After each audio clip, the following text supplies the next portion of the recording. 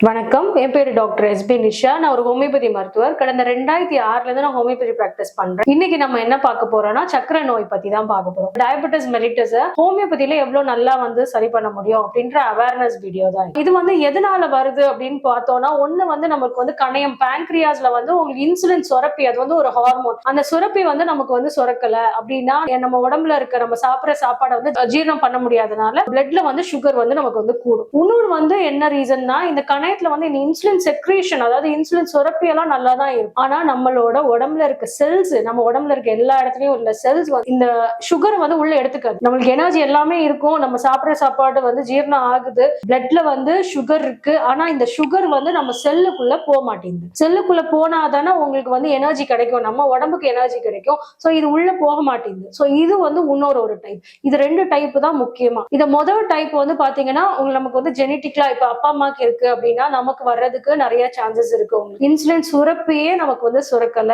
அப்படின்றதுதான் இந்த first டைப்போட reason. Second type உங்களுக்கு அந்த மாதிரி கிடையாது. இன்சுலின் சுரக்குது, பட் ஆனா இது நம்மளோட செல் உள்ள எடுத்துக்கவே மாட்டேங்குது. இது உங்களுக்கு 2வது டைப். சக்கரை வியாதி இருக்கவங்களுக்கு என்னென்ன மாதிரி தொந்தரவுகள் இருக்கும் அப்படின்னு பாத்தீங்க அப்படின்னா, நமக்கு ரொம்ப அதிகமா பசிக்கும். ரத்தத்துல நமக்கு சுகர் இருந்தாலும் அந்த சுகர் நம்மளோட செல்ஸ்குள்ள போக மாட்டேங்குது இல்லையா, அதனால நமக்கு எனர்ஜியே கிடைக்காதனால நமக்கு அதிகப்படியா பசி இருந்துகிட்டே இருக்கும். தண்ணி தாகம் விடாம எடுத்துட்டே இருக்கும். ஏன்னா எந்த சத்துமே நமக்கு செல்லுக்குள்ள போக மாட்டேங்குது, எல்லாமே ரத்தத்துல இருக்கு, ஆனா செல்ஸ்குள்ள உங்களுக்கு போக மாட்டேங்குது. அதனால அதிகப்படியா உங்களுக்கு தண்ணி தாகம் இருந்துட்டே இருக்கும். அதிகம் உங்களுக்கு சுகர் உங்களுக்கு கிட்னியும் பாதிக்கிறனால உங்களுக்கு அதுல நிறைய நீர் உங்களுக்கு போயிட்டே இருக்கும். அடிக்கடி பாத்தீங்கன்னா சுகர் இருக்கவங்க அடிக்கடி ராத்திரி கூட ஒரு 2-3 தடவை எந்திரிப்பாங்க. காலையில டைம்லயும் பாத்தீங்கன்னா நிறைய யூரின் அடிக்கடி போயிட்டே இருப்பாங்க. சோ இந்த மாதிரி ப்ராப்ளம்ஸ் எல்லாமே உங்களுக்கு எதனால அப்படின்னு பாத்தீங்கன்னா இந்த டைப் 2 டயபெட்டிஸ்னால, இந்த மாதிரி சுகர் இருக்கவங்களுக்கு இந்த மாதிரி ப்ராப்ளம்ஸ் எல்லாமே உங்களுக்கு சிம்டம்ஸ் வரும். டயபெட்டிஸ் தொந்தரவு சைலண்ட் கில்லர் அப்படின்னு தான் நம்ம சொல்லுவோம். எதனாலனா சுரப்பினால வர்ற ஒரு தொந்தரவு, ஒரு மெட்டபாலிக் டிசார்டர்னால உள்ள நம்மளால எதுவுமே ஃபீல் பண்ண முடியாது. எனக்கு உள்ள எனக்கு கம்மியா சுரக்குது, எனக்கு கூட சுரக்குது, எனக்கு இந்த மாதிரி நம்மளால ஃபீல் பண்ணவே முடியாது. இப்போ நமக்கு ஒரு மூட்டு வலி வருது அப்படின்னா நம்மளால அது உணர முடியும், வலி இருக்கு அப்படின்றாலும் உணர முடியும். ஆனா இது ஒரு சுரப்பி கம்மியா சுரக்கிறனால நம்மளால எந்த தொந்தரவுமே நம்மளால உணரவே முடியாது. சுகர் தொந்தரவு ரொம்ப கூடும் போதுதான் உங்களுக்கு மெலிய ஆரம்பிப்பாங்க. ரொம்ப உடல் மெலிய ஆரம்பிக்கும் போது தான் அவங்களே கண்டுபிடிப்பாங்க, எனக்கு நமக்கு ஏதோ செய்து போல அப்படின்னு சொல்லிட்டு போய் டெஸ்ட் பண்ணுவாங்க. சில பேர் எப்பயாவது ஒரு டெஸ்ட் பண்ணிருப்பாங்க, கொஞ்சம் கூட இருக்கும், ஆனா அதை அக்செப்டே பண்ண மாட்டாங்க. நமக்கு சக்கரை தொந்தரவு இருக்கு, நமக்கு டயபெட்டிஸ் இருக்குன்றத அக்செப்ட் பண்ணாம பிளட் டெஸ்டே எடுக்க மாட்டாங்க. டயட் நான் பார்த்து தான் சாப்பிடுறேன், கம்மியா தான் சாப்பிடுறேன், இப்ப எனக்கு இல்ல, நான் 1 வருஷத்துக்கு முன்னாடி எடுத்தது அப்படின்னு சொல்லுவாங்க. அப்பதான் இருந்தது, நடுவில் எடுத்திருக்கவே மாட்டாங்க. அந்த மாதிரியும் பண்ணீங்கன்னாலும் உள்ள ஆர்கன்ஸை ஒவ்வொரு ஆர்கனா அது அஃபெக்ட் பண்ண ஆரம்பிச்சிடும். சுகர் பாத்தீங்கன்னா உங்களுக்கு கூட இருக்கும்போது உங்களுக்கு இருதயத்தை பாதிக்கும், நமக்கு உள்ள ரத்த நாளங்களை பாதிக்கும், உங்களுக்கு கண்ணை முக்கியமா பாதிக்கும், உங்களுக்கு சிறுநீரகத்தை உங்களுக்கு பாதிக்கும், அதே மாதிரி உங்களுக்கு நரம்பையும் பாதிக்கும். சோ இந்த மாதிரி ஏகப்பட்ட ப்ராப்ளம்ஸ் இந்த சுகர் உங்களுக்கு நமக்கு அஃபெக்ட் பண்றதுனால முழுமையா அது அஃபெக்ட் பண்ணதுக்கு அப்புறமா ஒரு என் ஸ்டேஜ்ல தான் நமக்கு வெளியவே தெரியும், ஓகே நமக்கு மதமதப்பு இருக்கு. இந்த அளவுக்கு கொண்டு போகாம ஃபர்ஸ்ட் இனிஷியலாவே ஏதாவது ஒரு 40 வயசுக்கு மேல ஆகுதா உடனே ஒரு பிளட் டெஸ்ட் எடுக்கிறோமா, எவ்ரி இயர் அதை ரிப்பீட் பண்ணோமா, அந்த மாதிரி எப்பயாவது ஒருக்கையாவது நம்ம பார்க்கணும். அது அந்த கண்ட்ரோல் விட்டு போகுது அப்படின்னா அதை கண்ட்ரோல்ல ஒண்ணு டயட் எக்ஸசைஸ் பண்ணி அதை கண்ட்ரோல் வச்சிருக்கணும். அப்படி இல்லை என்ன ஒரு மருத்துவத்தை நீங்க எடுக்கலாம், ஆனா உங்களுக்கு சுகர் லெவல் நீங்க கண்ட்ரோலா இருக்கணும். அதுதான் ரொம்ப முக்கியம். நீங்க இயற்கையா உணவு உற்பத்தியோ மாதிரி இருந்து நான் கண்ட்ரோல் வச்சுக்கிறேன் அப்படின்னாலும் நீங்க ஃப்ரீக்வெண்டா நீங்க டெஸ்ட் பண்ணணும். எவ்ரி ஒரு 1 month ஒன்ஸ் அட்லீஸ்ட் டெஸ்ட் பண்ணி நார்மலா இருக்கா அப்படின்றத முக்கியமா நம்ம அதை பாக்குறது ரொம்ப முக்கியம். ஏன்னா சில பேர் என்ன பண்றாங்கன்னா சுகர் இருக்கு அப்படின்னு சொல்லிட்டு விட்டுருவாங்க. அவர் எவ்வளவு வருஷம் ஆனாலும் திருப்பி எடுக்க மாட்டாங்க, கண்ட்ரோல் இருக்கான்னு பார்க்க மாட்டாங்க. அந்த மாதிரி இருக்கவங்களுக்கு உள்ள ரொம்ப பாதிப்பு உண்டாயிடும்.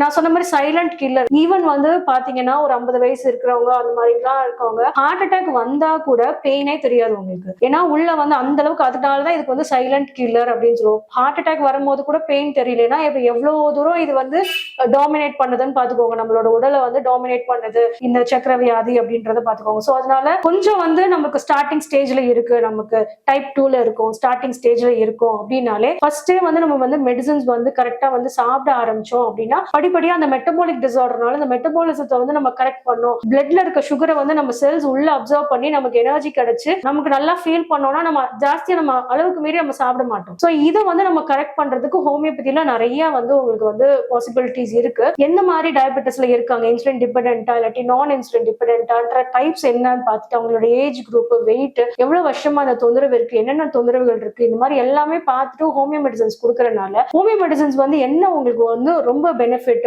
சுகரை வந்து நம்ம சக்கரை வியாதி உள்ளவங்க எடுக்கிறதுக்கு அப்படின்னு பாத்தீங்கன்னா இதுல உங்களுக்கு சைடு எஃபெக்ட்ஸே கிடையாது. எவ்வளவு நாளும் நீங்க வந்து ஃப்ரீக்வெண்டா நீங்க வந்து இதை சாப்பிடலாம். ஆனா உங்களுக்கு சைடு எஃபெக்ட்ஸே கிடையாது. இது ஈவன் வந்து உங்களுக்கு மாத்திரை மருந்துகள் வந்து இனிப்பா இருந்தாலும் உங்களுக்கு சுகர் லெவல் இதனால உங்களுக்கு கூடவே கூடாது உங்களுக்கு. ஏன்னா அது மருத்துவ குணம் இருக்கு இல்லையா அந்த மாத்திரைகள். அதனால அதே மாதிரி நிறைய பேர் அந்த ஒரு கண்ணோட்டத்திலயும் இருக்காங்க. எனக்கு ஏற்கனவே சுகர் இருக்கு, நீங்க வேற சர்க்கரை மாதிரி மெடிசன்ஸ் கொடுக்குறீங்க அப்படிங்கிறாங்க.